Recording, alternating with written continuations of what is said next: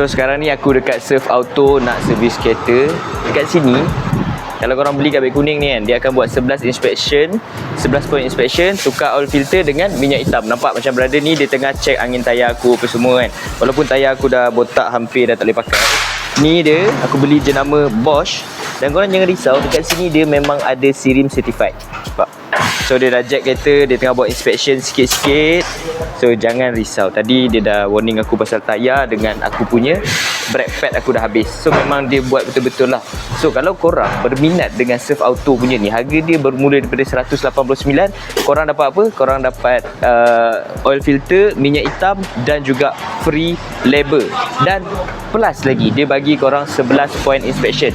Tayar dia check, bateri dia check, apa-apa brake pad dia check, benda-benda yang penting Surf Auto guys. Jangan lupa check beg kuning untuk dapatkan harga yang cun-cun. Aku rasa sekarang tengah promo 100 lebih. Tengok berapa korang dapat.